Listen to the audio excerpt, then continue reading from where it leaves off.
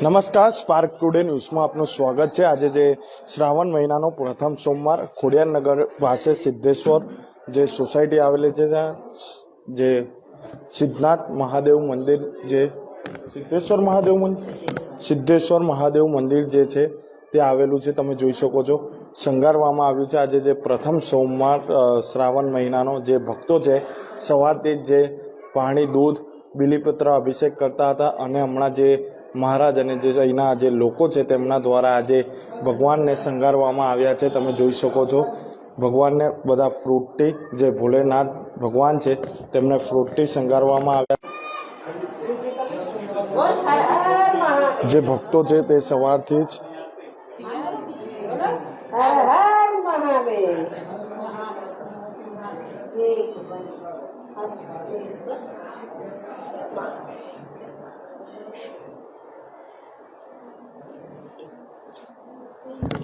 ભગવાનને તમે જોઈ શકો છો, જે ફ્રૂટ દ્વારા જે અલગ અલગ પ્રકારના ફ્રૂટ દ્વારા જે ભોલેનાથ ભગવાન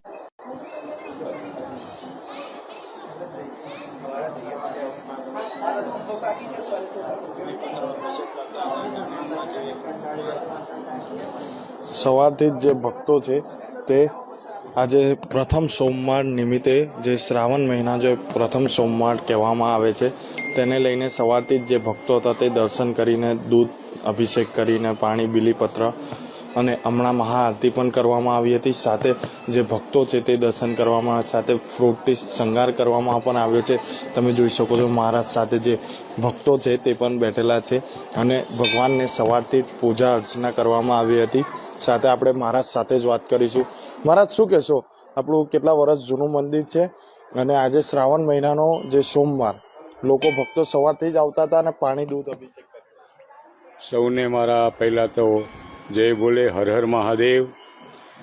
આ સિદ્ધાર્થનગર સોસાયટીમાં ખોડિયારનગર વિસ્તારમાં આવેલું ભગવાન શ્રી ભોલેનાથ સિદ્ધેશ્વર મહાદેવનું મંદિર છે અને આ મંદિર 10 વર્ષ થવા આવ્યા છે। 10 વર્ષની અંદર આ મંદિર એટલી સુંદર પ્રગતિ કરી છે કે આજે હરિભક્તો પૂરા વડોદરામાંથી અહીંયા દર્શનાર્થે આવે છે। આજે સવારે શ્રાવણ મહિનાના દરેક પ્રોગ્રામો હોય છે, દરેક પ્રસંગો હોય છે, દરેક ઉત્સવ અમે ઉજવીએ છીએ। આજે પ્રથમ સોમવાર શ્રાવણ મહિનાની શરૂઆતના દિવસે પહેલાં 4 વાગે ભગવાન ભોળાનાથની ભસ્મ આરતી કરવામાં આવી અને ભસ્મ આરતી વખતે પણ પૂરા વડોદરામાં લગભગ ખૂબ દૂર દૂરના એરિયામાંથી હરિભક્તો અહીંયા હાજર રહ્યા હતા। ત્યારબાદ ભગવાનને સ્નાન કરાવવામાં આવ્યું, તે બાદ ભગવાનનો શૃંગાર થયો અને સવારે 7 વાગે ભગવાનની પહેલી આરતી થાય છે અમારી નિયમ પ્રમાણે। એ આરતી થયા બાદ ખૂબ જ મોટી સંખ્યામાં હરિભક્તો, શિવભક્તોનું જ્યારે એવું લાગે કે જ્યારે ઘોડા પૂરું પડ્યું હોય એવું લાગ્યું અને બપોર સુધીમાં અમે ભગવાનની પૂજા અર્ચના કરવા દેવામાં આવી, અભિષેક કરવા દેવામાં અમે અંદર ગર્ભગૃહની અંદર દરેક હરિભક્તોને સેવાનો અને અભિષેક કરવાનો લાહો આપીએ છીએ। એના કારણે દૂર દૂરથી ઘણા બધા, ખૂબ દૂરથી, આજે અમને પોતાને ઘણું આશ્ચર્ય થાય, આટલી દૂરથી પબ્લિક અમારા આજે આ મંદિરમાં આવે છે એટલે અમને પણ ખૂબ જ ગૌરવ થાય છે કે 10 વર્ષની અંદર આ મંદિરે ખૂબ જ સારી એવી પ્રગતિ કરી છે અને લગભગ આજે બપોર સુધીમાં 4,000 થી 4,500 માણસોએ આજે આ ભગવાનની દર્શનનો લાહો લીધો છે। સવારે 9 વાગે નર્મદા કાવડ જળયાત્રાથી ભગવાનને અભિષેક કરવામાં આવ્યો, એનો પણ દરેક ભક્તોને અમે લાભ આપ્યો છે।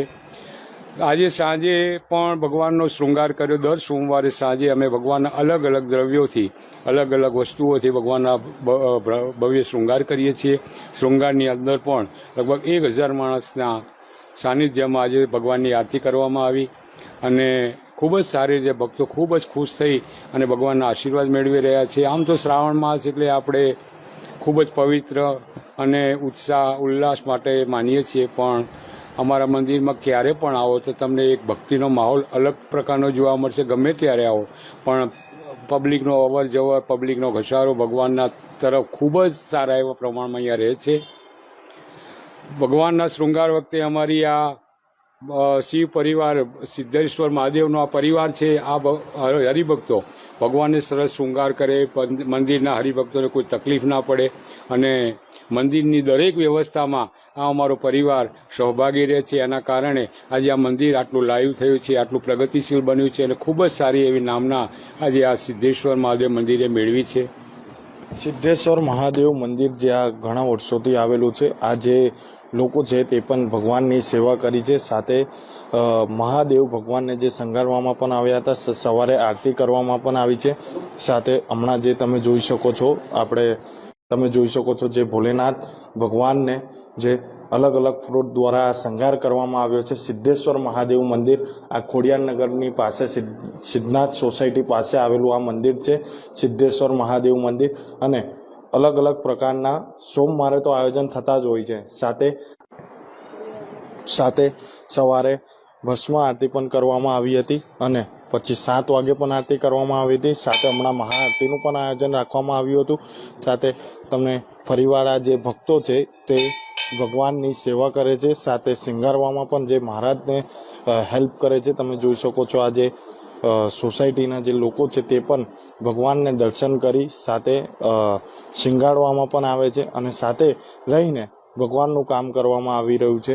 અને આજે સવારથી જ જે ભક્તોની જે ભીડ છે તે જોવા મળી હતી અને ભગવાનને દર્શન કરી, દૂધ અભિષેક કરી, પાણી અભિષેક કરી, બીલીપત્ર અભિષેક કરી ભગવાનને દર્શન કરતા હતા.